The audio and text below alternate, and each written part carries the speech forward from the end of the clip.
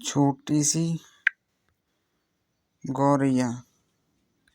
श्री कृष्ण पर विश्वास। प्रेरक कहानी।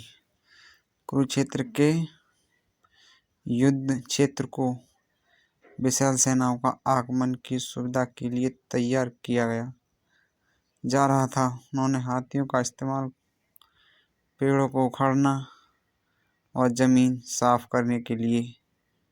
ऐसे ही एक वृक्ष पर एक गौरैया अपने 4 बच्चों के साथ रहती थी।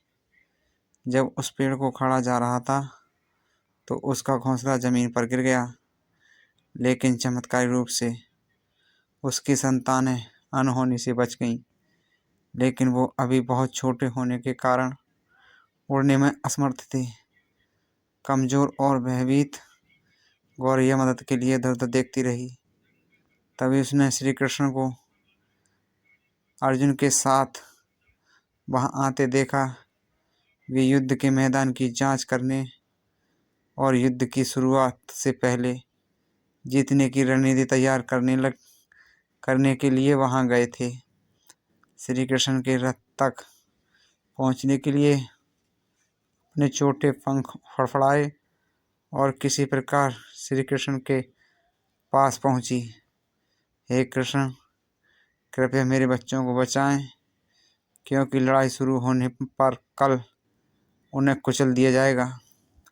सर्वव्यापी भगवान बोले, मैं तुम्हारी बात सुन रहा हूँ, लेकिन मैं प्रकृति के कानून में हस्तक्षेप नहीं कर सकता।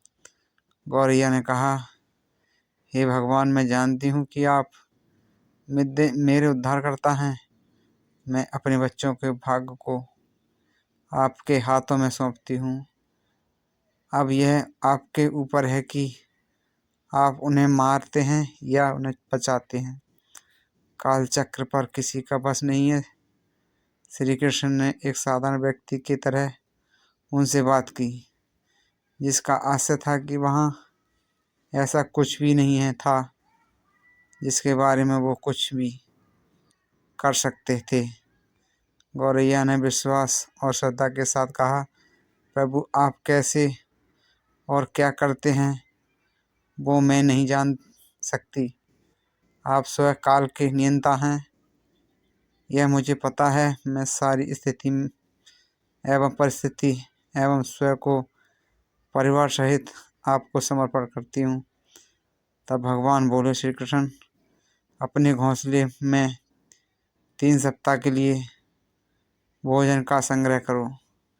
गौरैया और श्री कृष्ण के संवाद से अभिज्ञ अर्जुन गौरैया को दूर भगाने की कोशिश करते हैं। गौरैया ने अपने पंख को कुछ मिनट के लिए फैलाया और फिर अपने घोंसले में वापस चली गई। 2 दिन बाद शंख के उद्घोष से युद्ध शुरू होने की घोषणा की। श्री कृष्ण से अर्जुन ने कहा श्री कृष्ण ने अर्जुन से कहा कि अपने धनुष और बाण मुझे दो। अर्जुन चौंका, क्योंकि कृष्ण ने युद्ध में कोई भी हथियार नहीं उठाने की शपथ ली थी। उनके अतिरिक्त अर्जुन का मानना था कि वह ही सबके सबसे अच्छा धनुर्धर है। मुझे आज्ञा दें भगवान, अर्जुन ने दृढ़ विश्वास के साथ कहा, मेरे तीरों के लिए कुछ भी अभेद नहीं है। चुपचाप अर्जुन से धनुष लेकर श्री कृष्ण ने कहा। श्री कृष्ण ने एक हाथी को निशाना बनाया, लेकिन हाथी को मार के नीचे गिराने की बजाय तीर हाथी के गले की कंठी में जा टकराया और एक चिंगारी सी उड़ गई। अर्जुन ने यह देखकर अपनी हंसी नहीं रोक पाई। श्री कृष्ण को एक आसान सा निशान चूक गए। क्या मैं प्रयास करूं? उसने स्वयं को वस्तुत किया। उसकी प्रतिक्रिया की नज़रअंदाज करते हुए श्री कृष्ण ने उन्हें धनुष वापस दिया और कि कोई और कार्रवाई आवश्यकता है। आवश्यकता नहीं है। लेकिन केशव अपने हाथियों को क्यों तीर मारा? अर्जुन ने कहा, क्योंकि इन हाथी ने उस गौरैया के आश्रय घोंसले के जो एक पेड़ पर था उसको गिरा दिया था। कौन सी चिड़िया? अर्जुन ने कहा, इसके अतिरिक्त हाथी तो अभी स्वस्थ और जीवित है, केवल घंटी ही टूट गई गर गिरी है। अर्जुन के सवालों को खारिज करते हुए श्री कृष्ण ने उसे शंख फूंकने का निर्देश दिया। युद्ध शुरू हुआ। अगले 18 दिनों में कई जानें चली गईं। अंत में पांडवों की जीत हुई। एक बार फिर श्री कृष्ण अर्जुन को अपने साथ से दूर क्षेत्र में भ्रमण करने के लिए ले गए।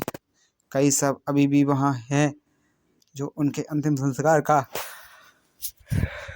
इंतजार कर रहे हैं। जंग का मैदान गंभीर अंगों और सिर बेजान सीढ़ियां और हाथियों से अटा पड़ा था। श्री कृष्ण एक निश्चित स्थान पर रुके और एक घंटी जो कि हाथी में बंधी जाती है बांधी जाती है उसे देखकर विचार करने लगे।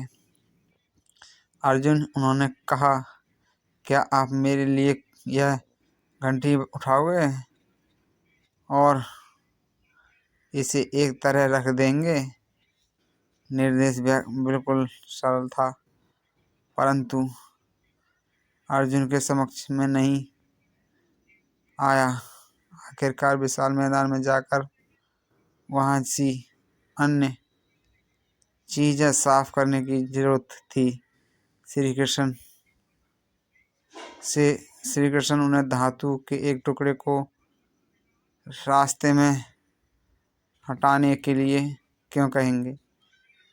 उसने प्रश्नवाचक दृष्टि से उनकी ओर देखा। हाँ, यह घंटी है, श्री कृष्ण ने दोहराया।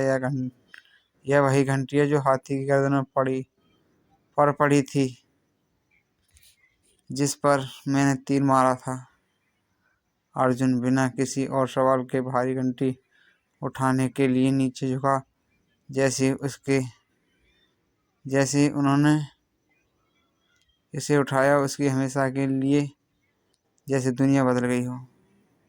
1 2 3 4 और 5 4-5 पक्षियों और उनके साथ एक गौरैया उस घंटी के नीचे